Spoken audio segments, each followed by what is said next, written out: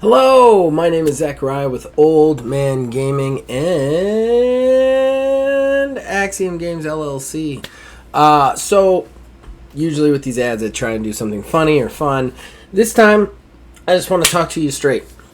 There's a little ad video that I'm going to put before a lot of stuff that you're going to see for the next weeks. If you're on the video game side, you don't know this, but if you're in the TTRPG side, you know this, so I just hope you'll bear with me for the next minute or so. But I run Axiom Games LLC. It's just me. It's a tabletop role-playing game company. And just recently, just now, we have published the first ever full setting for our big catch-all RPG system single mod called Ordo Scriptorium. You are seeing wonderful pictures as well as graphic design that we have put into all the work that we put into this.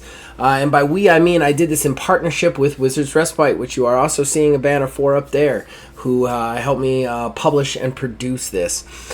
So I just want to talk to you for a second about that. I just want to say, listen, you can go to itch.io, put in the single mar Axiom Games LLC, put in the search bar single mod, put in the search bar, I think, Ordo Scriptorium, and you'll be able to find it. It is a gothic horror game in which you take the role. It happens between 1940s, 1950s. You take the role of a writer who has seen beyond the veil and the super powerful stalkers beyond that hunt the humanity. So you decide to hunt them. And you do that by injecting powerful 18th century author blood into your veins, such as Poe and Bram Stoker and Mary Shelley, which gives you superhuman powers to take on the most dangerous creatures imaginable. So it is a gothic horror game. I hope you enjoy it. I hope I've kind of made you want to pick it up. And just to let everybody know, it is $10, but you also get the single mod rules and single mod character sheet included. It is bundled with it. That is free. It is completely free. It's $10 for this, and then we're including for free the single mod base rules. So all you have to do is pay that $10 and you will get this wonderful booklet that you have seen, some pages flashing next to me, as well as single mod and the character sheet. So I hope you guys, any tabletop role-playing people out there who maybe want to check this out or maybe are looking for a good gothic horror game, please go check this out from Axiom Games LLC and Wizards Respite Publishing. Ordo Scriptorium, available on itch.io. And on to your content.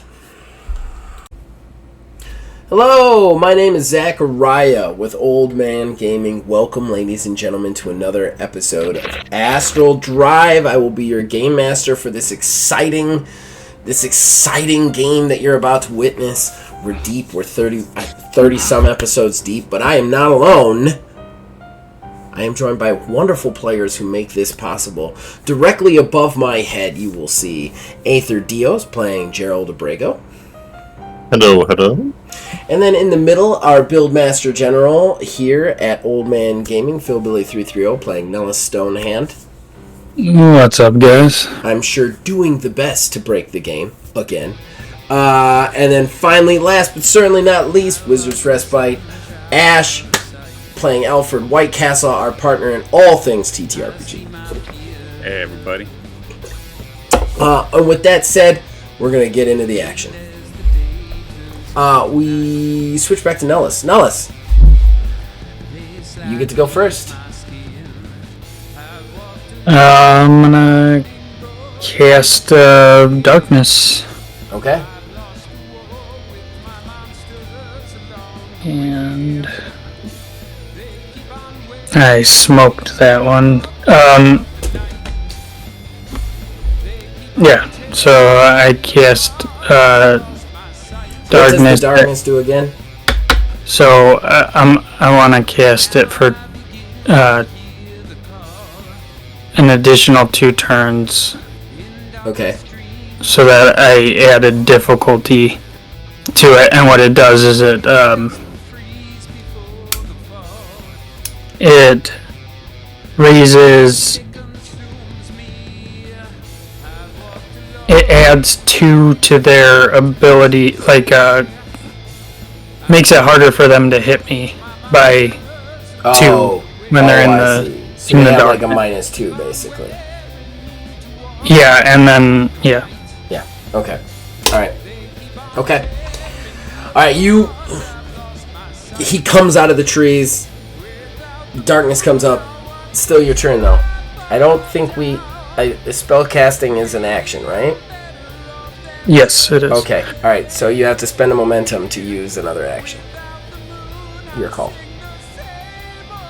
You got to go first. I am going to spend a momentum to use my demon vision. Okay.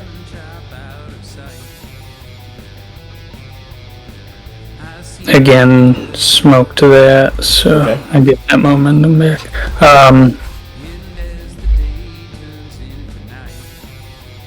So now I have a +2 to dodge in darkness and to hit. Okay. Alright. And... Still your turn.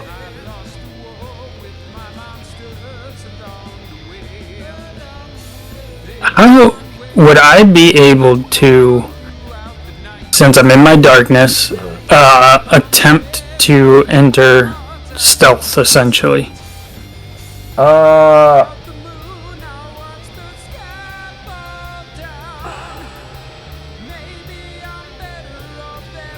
You can. I'm going to make it extremely hard, though. So we're going to say it would be like with his awareness, an 18. Okay, and how does it work to give myself advantage on that roll? You would spend 1 momentum, and you would get to roll an extra d20. Alright, that's what I'm going to do. Calling it advantage. Alright. Yeah, I did it. I started. What do you want to call it again? An extra d20.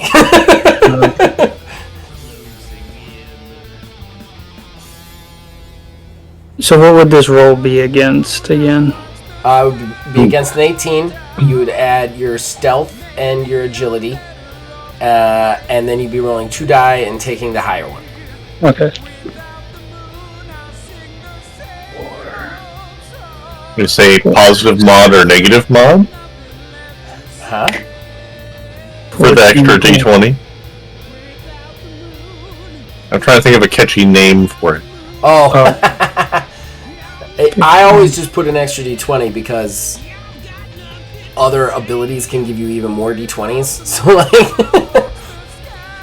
So 19 because of the positive mod or whatever we're talking about. Here's why it was so high. You're going to realize it now. Because you move into the darkness and you shift into just like perfect, like you get real quiet. To the point where like you slow your breathing.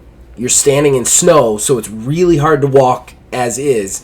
But you can tell now, because you can see him moving through the darkness, that he is also operating, like he has gone completely feral, okay? He is also operating on ears and smell. Like, so the eyesight thing wouldn't have even affected him. You would have been able to see him, but like in straight combat, it would have been almost null and void for him. But your stealth roll was so good that like you're able to stay stealthy for a second, but you do realize that like your stealth advantage is going to go away soon. Because he's just kind of like, you see him just like sniffing, like he's waiting to listen. He gets real quiet, like he's listening, but you're not moving even in the snow. But you can't move in the snow or he'll hear you, and he starts to sniff, and you just, and he's starting to kind of like slowly move towards you, upwind, basically. And he's in my darkness now, right? Yeah, you're both in the darkness. Because that's the only way. You're both in the darkness. Like, I just took it as you were stepping in the darkness to try and gain that, like, stealth, you know? Can I see, like, the path that he, basically tore through, that he came from, where he came from, like, in the distance? Give me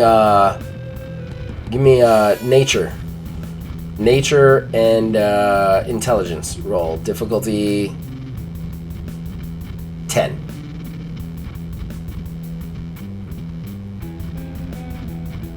See if I have... Using some skills we don't get to use often. Love it. I think it's nature, right? Pretty sure there's a nature skill. There's... Naturalist. Yeah, there's naturalist. Sorry. The naturalist. Intelligence naturalist, you said? Oh, no, I'm sorry. Give me survival. Survival's tracking, not naturalist. My bad. That I have. I just have to find it. Hold on.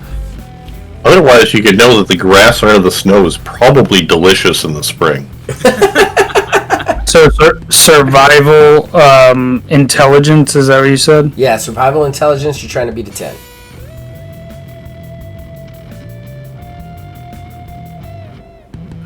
Roll 15. So that's 18 total. So I'll get a momentum. Yeah, you could definitely see the path he came, without a doubt. Like, it's very clear to you. Maybe somebody who didn't have any survival training wouldn't see it, but he's a big orc, like, going feral and wrecking through the forest, so it's pretty easy to see the path he took. Do you remember how we... I love it when an action starts with a story. No, it's not a story, it's Okay. a question. Do you remember how we make a spell on the spot? You're killing me, man. No, I don't. Don't either exactly. It's been so long since I'm I've gonna done. really quickly read it. I'm on the page. Alright, so Axiom's greatest resource is magic, blah blah blah blah blah, spellcraft, blah blah blah, spellcraft in game. As a character, they must have a skill spellcraft on their sheet, and it is charisma-based skill. There are two types of actions when spellcasting, crafting and casting. Crafting refers to the first time a character is attempting to do a spell. Basically, they tell their game master what they want to attempt with magic. The game master then decides how difficult the spell is based on the amount of effect it has on the world around them. The crafter must then decide how they are casting with one of the following three types, which we've already discussed. You do the cuts. Moving on, the crafter then begins to craft the spell and may elect to continue to concentrate on the spell for any number of rounds to reduce the difficulty of the crafting check by 2 for each. However, if the player is struck by anything while this is going on, they lose concentration and the spell is lost, but the cost will still be applied to the caster. The cost of blood is regularly frowned on, blah blah blah. They lose 1 to 3 vitality depending on the influence of the spell they are doing in this way. Okay, so there you go. You tell me what you want to do, and how big it is how much of a difficulty I put on it. Once you've cast it, once the spell is crafted and placed on the character's casting list, the spellcaster can now just cast it, which is a much easier form of a spell to use. When casting a spell, the difficulty of the spell is reduced by 1 level from when it was crafted. So if your spell is, let's say, impossible, a 20, and you manage to cast it the first time when you craft it, then it would drop to a 15 for any time you wanted to just speed cast it. Does that make sense? Yeah. Okay. However, it also costs 1 less damage token to cast, minimum of 1. Okay, so what I want to do, I talked to you guys when we in the session when we were talking about stuff I could possibly make in the future, but essentially, I don't know if you remember me talking about like using the power to like create spikes from the earth. Mm-hmm. Yeah, we did So talk about that. I essentially want to like make 4 spikes come from the earth around him, like a kind of like a cage type thing, you know what I mean? I mean, Okay. not over his head or anything, but like so he would have to think to how to get out without impaling himself. I see what you're saying. Okay. So the basic idea is you want to be able to summon spikes that could potentially do damage if somebody ran into them. Correct? Yes. Yep. All right. I'm going to ask you this right now because it's going to help me decide on the difficulty of it. Do you want to be able to summon these spikes into somebody, or do you want to just summon these spikes so that they are an obstacle somewhere? Like, do you want to like earthbender these things into somebody's chest, or do you want to be able to just summon spikes out of the ground so that you can throw them onto it, or somebody else could throw them onto it, or you could use it like this to hinder somebody's movement? Because that, in my opinion, drastically changes it. Yeah, more the obstacle route, and what I would I guess plea with you is that the spell would be for one spike, and what I would be doing is either raising the damage I take or increasing the difficulty by adding multiples. You know what I'm saying? I see what you're saying. Like in the same way that my dark vision is 2 rounds, but I can up it by increasing my difficulty by 2. Okay, I see. I got you. All right.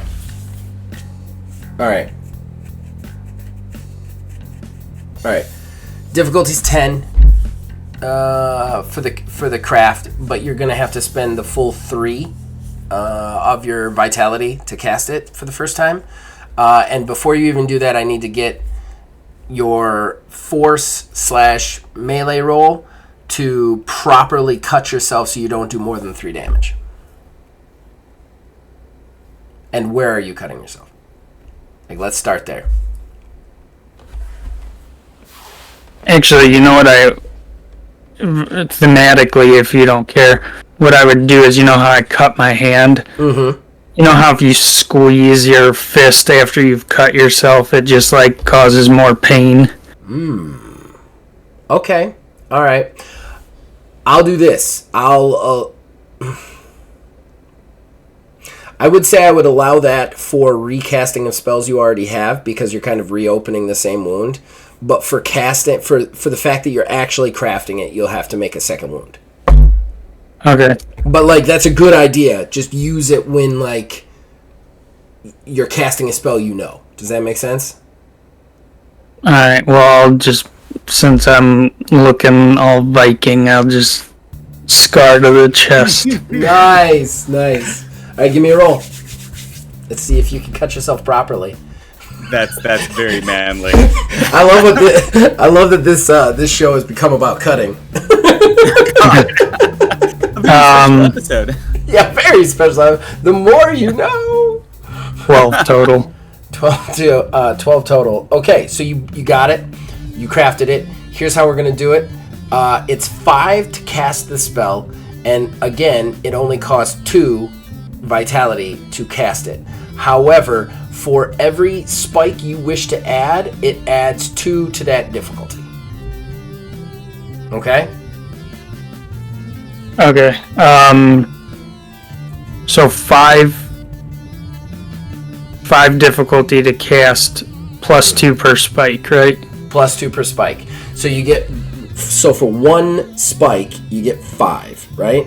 And then for everyone after that, you get, it's an extra plus 2. So it's because you're crafting it right now. But if you wanted to do 4, you would actually be at an 11 difficulty. Okay, that's what I'm gonna do. All right. Here's the thing, though. I want to more spell that out.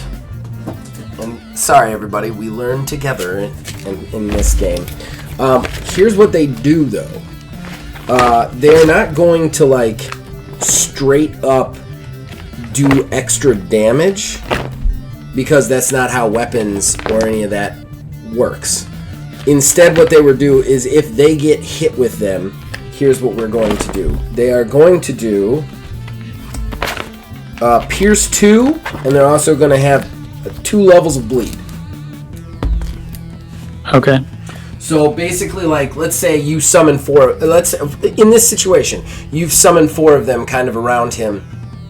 Let's say he runs into them.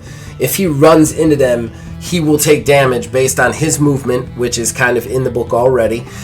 And it will also, he will automatically take the bleed effect, and he will take the pierce effect times 2. Oh, well, for the level 2, okay? So, in the case of, like, let's say, because this was what you were talking about using it for originally, let's say you make one of these spikes, then you hit him with a, like, with one of the, like, throwing effects. I can't remember what it's called. I think it's called stagger. But the toss 'em effects, and then they run into it. They're going to be taking the damage from the being thrown, which it says under that effect. But, like, if they hit it, they will take level 2 bleed, level 2 pierce. Yeah, it's stagger, you're right. Stagger, yeah. Okay. Okay, does that make sense? Yep. Sweet. Alright, so you summon the 4 rocks, the 4 spikes around him, and you can tell that it still makes noise. It makes quite. This is definitely not a stealth spell. It's definitely not a stealth spell. There's a noise with it, especially through the snow, and you can tell that kind of confuses him, and he starts to look around. What are you going to do with this moment of stealth? And because I realized that from my intelligence check that my stealth is not going to last long the moment I move. As soon as that happens, the darkness is still up. I see these spikes kind of, do what I wanted them to and pin him in. I'm going to spend because that was an action. Mm-hmm. So I'm going to spend a momentum to sprint, essentially. Okay. And I'm going to start booking it down through the way that the demon came. Okay. Alright. Okay. We're going to switch back over. Alfred. I believe. Well, he just said what he said to Abrego. Abrego, you are free to talk. I am sorry if I ever made it seem like you couldn't.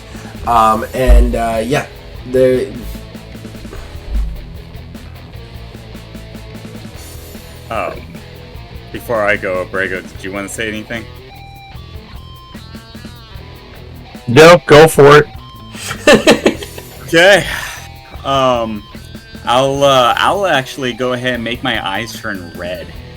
And I'll say to him, very well then. Let us lose our pretenses, demon, and speak plainly to one another. He looks right at you and goes, "When have I failed to speak plainly?" When you use your puppets to communicate with me, upon interests of which you clearly have invested in. You want Abrego to stay here, and you want me to get your ship with your people on board. But I am no fool. I did not live this long to die with a knife in my back. I will bring my own people, or I will not take this errand. He looks at you for a long time, and he goes, "Choose whatever people you want to take.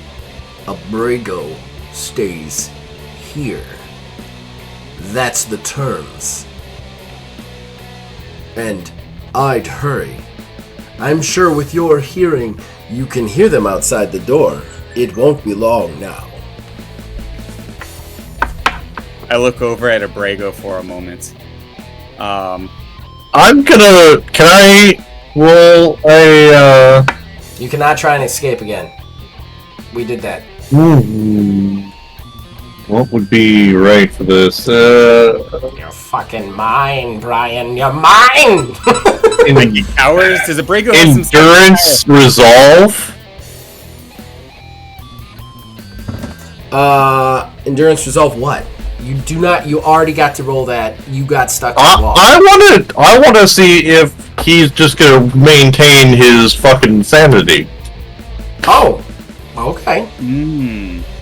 Because as far as he's known up until this point, there's weird space stuff, and there's criminals. And he's fought people on a perfectly normal hillside, which is still very consistent for the setting. And now his foster dad is a demon, his captain is a vampire, all these things are true, and he was just a tax accountant. So no, he's not holding on by a whole lot right now. Alright, that's fair. You don't have to make a roll if you want to be absolutely insane. That's fine. No, that failed the heck out of that. Take your momentum. He's like flailing, and... He's not. It's only his head. He's stuck to the wall. But you can definitely tell he is desperately like, I don't want to be in this room anymore. I don't want to be part of whatever this shit is. I just want to do math on a computer. Like, I don't want to do this anymore. I want to do religious math. That's all I want to do. So yeah, everything was all types and books and rules, like, even a few minutes ago. Actually, Alfred, if you want to try and calm him down, I'll give you a charisma manipulation. Yeah, I will, shout to him, be still, Abrego. I have claimed you as one of my own, and I will protect you. I will retrieve you from this, and I look over at him, at the demon, say, individual. Be calm! Give me a charisma manipulation. Oh, what's the DC? DC's 15. He's losing his fucking mind. Yeah, I'm gonna use a momentum. Okay, it gives you an extra D20. Okay, that was a natural 20, thank God, because that was 9 before. Yay, so 26. momentum. Okay, Gerald.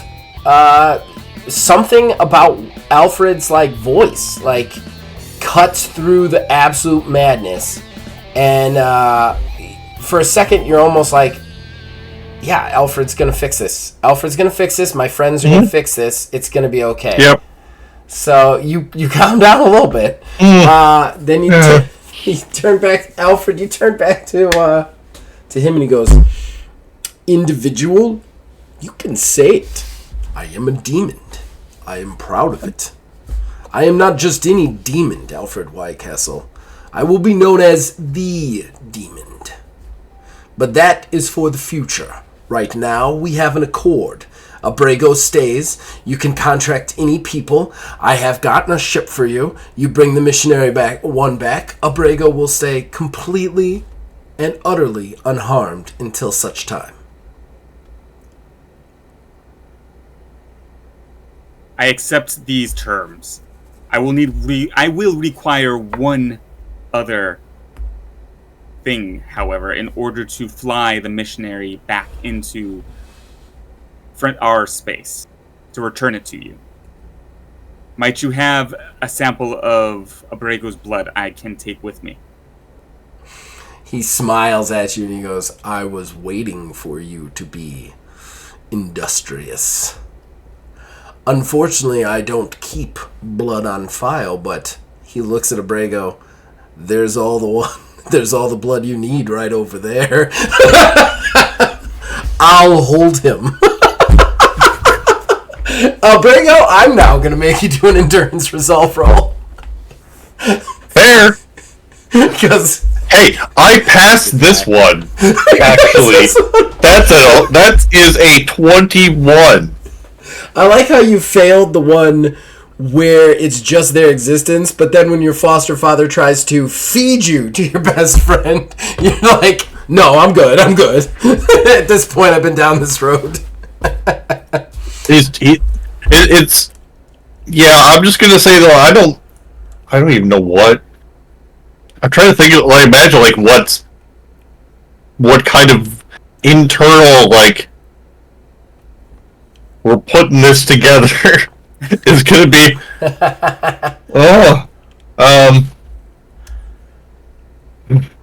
Okay.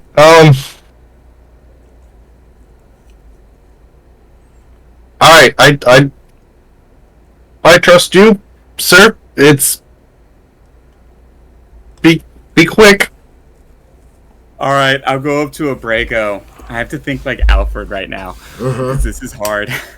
You better believe there's checks coming. Because you haven't... You gonna do stop? There's checks coming. You've been waiting for this. I've been waiting for this. I have been waiting since he decided to be a vampire for a chance to make him feed on one of you two. I've been waiting for it. Oh, yeah. You know when? Oh, you know he fed yesterday. He did feed yesterday, and I will keep Not just yesterday, in the middle of the night. It's been less than 24 hours. I will keep it in mind. I will keep it in mind. I was just remembering how, in hindsight, very clearly you made sure to note how long it had been. Yeah. He decided to feed the day before. I'll go up to Abrego. I'm guessing he's at at least relative eye level where I can. He's actually probably. Yeah, well, he's not 50 feet up. It's not that big of a room, but he's a tall dude, so he's a little bit above you. I mean, you can take it from his wrist. Yeah, and I'll say to him, this, I'm sure, is quite a surprise, Gerald. And I understand your hesitations, your concerns, but I'm going to extract a sample so that I can retrieve the ship and free you. And I put one hand on my shoulder to reassure him. You're gonna put one hand on my shoulder like this. I'll grab your arm. Pat his back. The elbow. Yeah. The handshake. And I'll say, you are one of mine. I will not leave you behind. And I will bite his wrist. Okay. All right. Give me an endurance resolve roll. You did feed just last night, so difficulty is 10. But I am spending a Game Master momentum to to make you roll d20 and take the lower one. Okay. I'm going to have to try and negate that. Okay. Spend momentum. Use up momentum. So do I start my rolls all over again? Huh? Since I'm negating that? Yeah. I mean, okay. Next time, spend the momentum before you roll. Okay. It's always spend the momentum before you roll. Gotcha. All right. And it was a 10. 10. I got 15. 15. That gives you a momentum back too. Well done, sir. Ooh. All right. So he draws blood.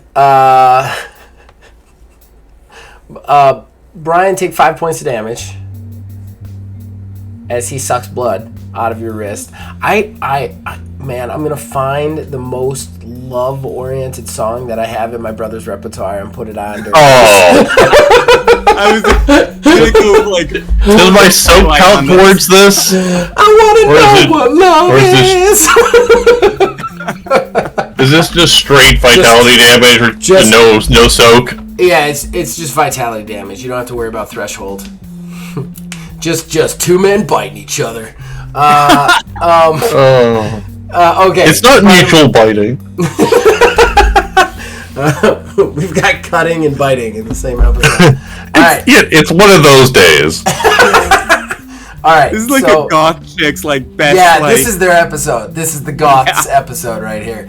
Okay, so you pull yourself back. You fed recently. It's not too bad. You managed to reel it in. You step back. One thing you need to realize, okay? Remember, taking the blood gives you kind of the DNA infusion of the person you're taking. However, the reason you have to feed every so often is that goes away. You will have 7 days to get the missionary one and get it back here before that DNA is out. And honestly, you're not 100% sure if that's the full time limit because your DNA will start to degrade. The DNA starts to degrade as soon as you drank it. So you don't know what the missionary one, what level of DNA the missionary one requires to be able to be piloted. So if the DNA is degraded too much, Might be 4 days. Might be 5 days. You think it's 7 days is before the DNA is fully out of your system, but you don't know how hard it's going to be to fly the thing and how quickly the DNA is going to get out of your system. So you are on a time limit starting now. Okay. We switch back to Nellis. Nellis, you're sprinting through the forest, the metaphorical forest, quite literally. What are you doing? What's your goal here? Just to stay away from him as long as you can? No, my thought is to, like, I'm stuck with him right for the... I don't know a way out. I don't know where I am. So my thought is if I can find where he came from, that might be my escape. Or answers. None, at the minimum. Okay. Let me get a quick roll for our frenzied fellow. Alright. Okay. You definitely hear him howling behind you. Like maybe he's run into the spikes of the darkness. You're unsure on what's going on, but you don't hear him right behind you as you kind of sprint through the woods. I do really quickly want you to give me an endurance conditioning roll, just to keep that like sprint going, because you know you don't have a lot of time. Like, frenzied or not, the spikes aren't going to kill him, and they're certainly not going to stop him indefinitely. And once he gets out of the darkness, it's game on. 16. 16. I don't know what the difficulty was.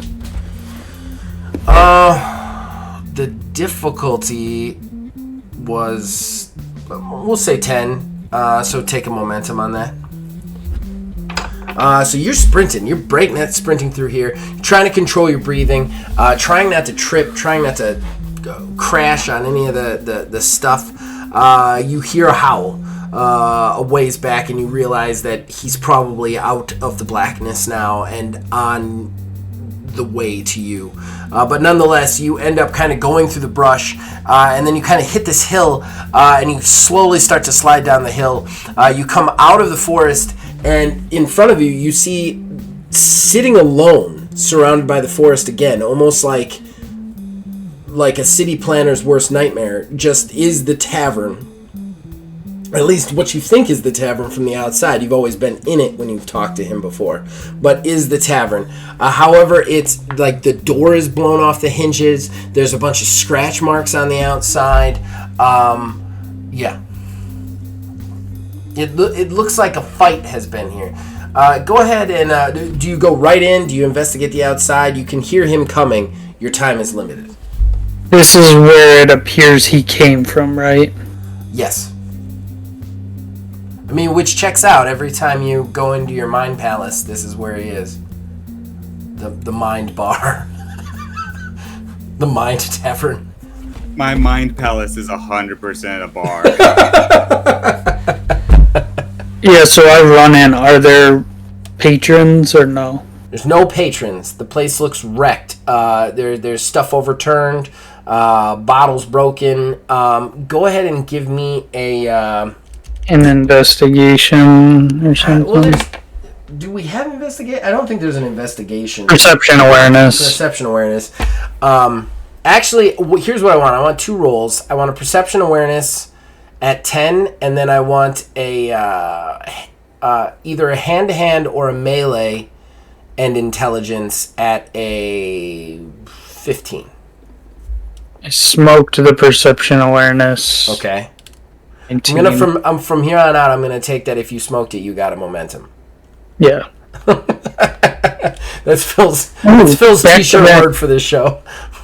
Back to back 19, so that's a total of 22. Okay, so you can on the melee also.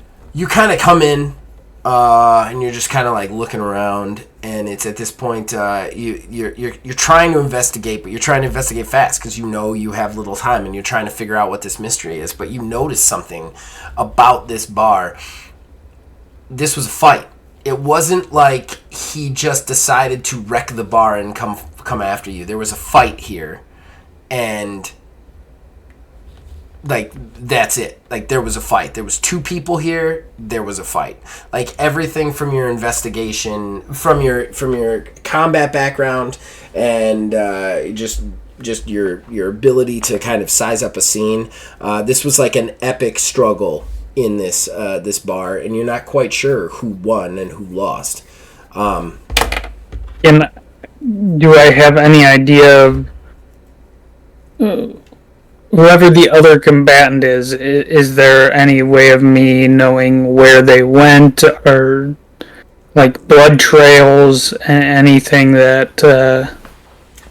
There's no real blood is the weird thing, and that's probably indicative of the fact that this is all kind of happening in your mind.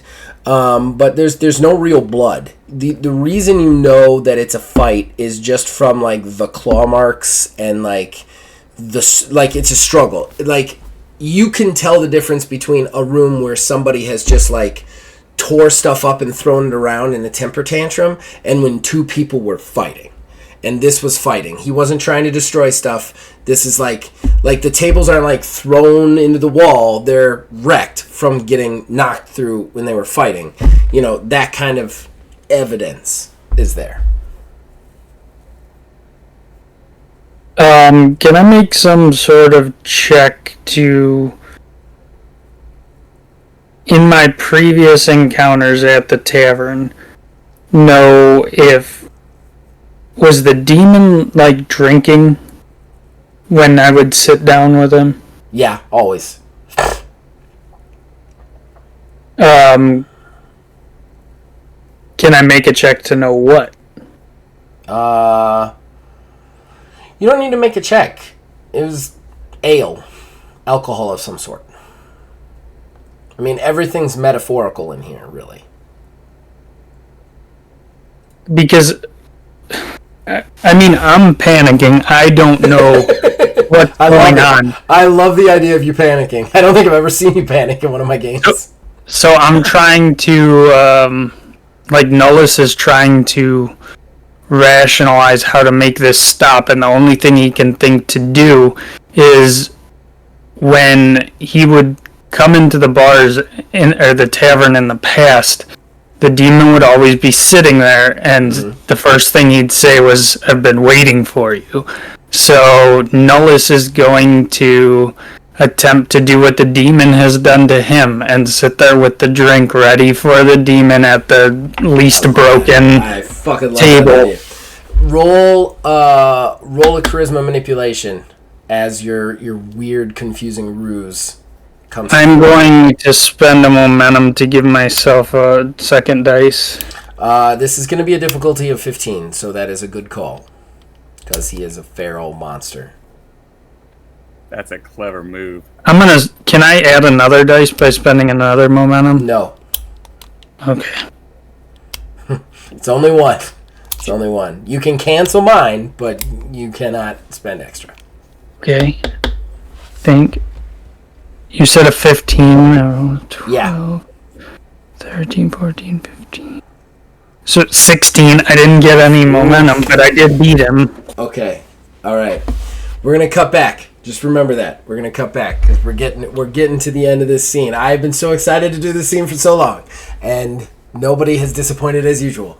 All right. So Alfred, you managed to You managed to drink the blood of your friend without killing him. You step away. You can hear the door into the room is starting to you could hear voices. It's starting to move. You see the demon kind of look at you and goes, "I am going to have to say that you need to go now. We have an accord." He looks at you very seriously and he goes, "The tunnels, however, are dangerous. Be careful. They will take you out, though, and once you get out, you will know where to go. I trust you can handle it." Of course, this is... I did not get to this age while being sloppy.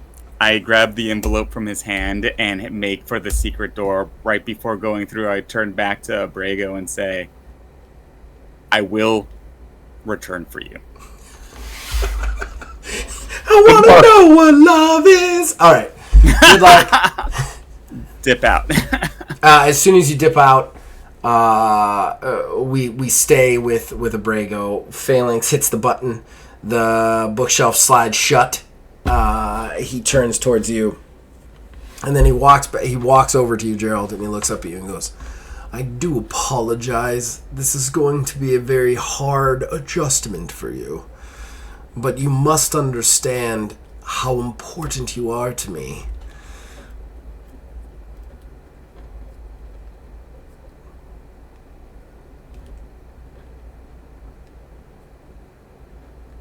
I have time for just one question. Then I will have to open this door.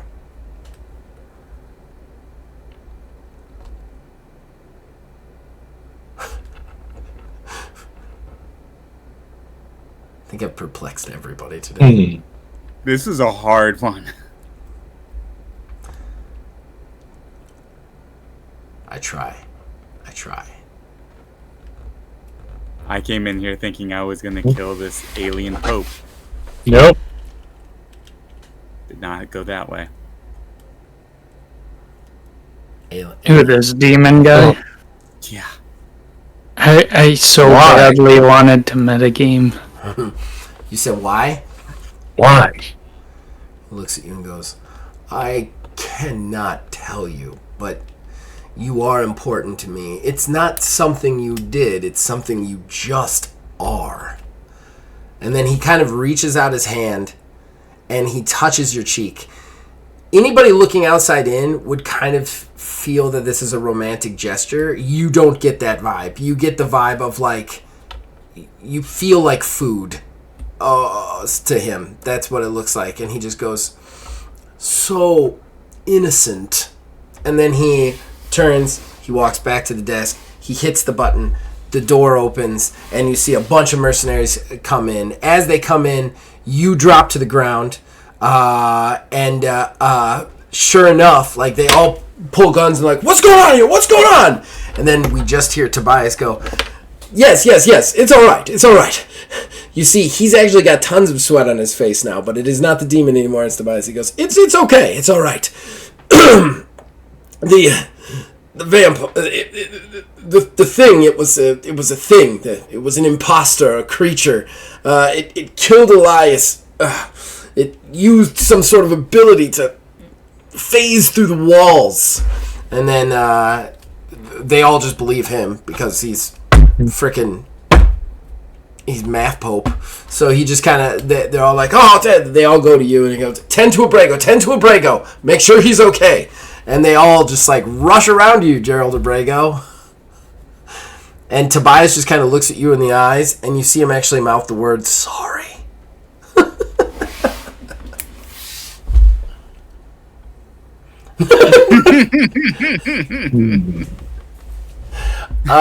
So we switch back to Nullus one final time. Nullus, you take a deep breath. Start to feel like you're going to get killed inside your own head and you don't know what that's going to be. But you grab one of the beers, the metaphorical beers from one of the taps that hasn't been wrecked. You sit down at one table that is somehow not destroyed. And part of you starts to feel like one of the taps isn't broken because you willed one of the taps to not be broken, and one of the tables isn't broken because that's what you wanted. But you sit down in it. You take a deep breath as you hear him coming down the side of the mountain. You hear him, he just like, he smashes through the door, just kind of coming to a stop like 5 feet from you. He looks at you about ready to pounce. And you say, I've been waiting for you. there's something about the way you say that with the beer in your hand, calm, not panicking, not running, not fearing. It doesn't stop making him feral, but it stops him for a second. Almost like it hits to him somewhere inside his brain. And you see him, like, as he's about to jump, kind of stop himself. And you see there's this kind of weird, pained look on his face. Like, suddenly he's not sure that he should rip your face off. And in that moment, that second, all of a sudden, you see he stops being feral. He drops down to one knee and he goes, "Oh God." He looks up at you and goes, "It's a siphon." And that's where we're going to end for the day. What's a siphon? A siphon. What is that shit that I'm making up? Well, you'll have to find out. Alright, ladies and gentlemen, that was Astral Drive, another episode. It is getting real exciting now that we're playing in 2.0. Let's go ahead and do some plugs. These plugs will be for the month, guys, so just try and keep them ambivalent. Brian, anything you want to plug, sir? I'm not really doing much. I feel like maybe I should ask people to donate to bail reform on behalf of Ortega, because I've been in prison for like half the game. Next. Okay, Philly, anything you want to plug? Well, for Brian, check out his stream.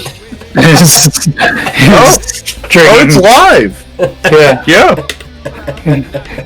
His Doctor Who show. For me, please check out TMNT Another Strangeness, the other show the other TTRPG I'm involved in on this channel, and I'm glad to be back in Axiom.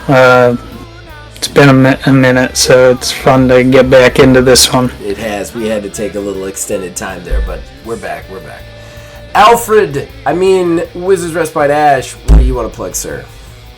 As always, wizardsrespite.com, website dedicated to all things TTRPG. All of these shows can be seen there. Everything TTRPG that we're doing here is going to be at the Wizards Respite, as well as a new game. It's going to be something that Zach and I put together. It's called the Ordo Scriptorum.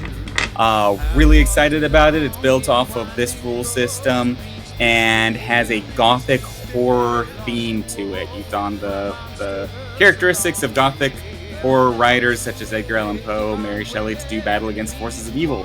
That will be sold there. It's also going to be at itch.io. I'm sure Zach's going to be talking a little bit about it, but like I said, it's built off this game as its backbone, and it's a lot of fun.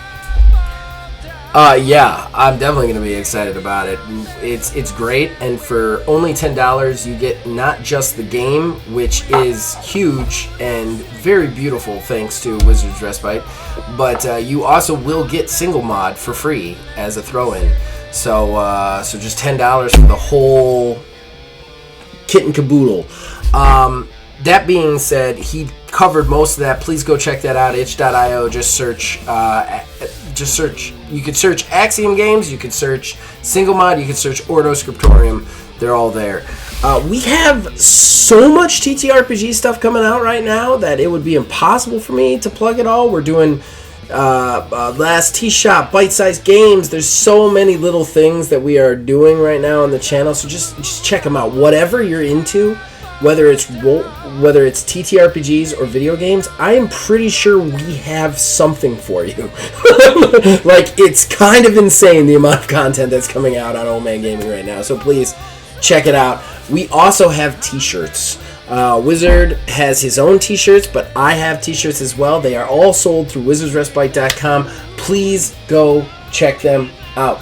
Other than that, ladies and gentlemen, boys and girls, you can check us out on Facebook at Old Man Gaming DH. You can check us out on X at Old Man Gaming 9. You can join our Discord. The link's in the description below. Influence us in all of our shows from there.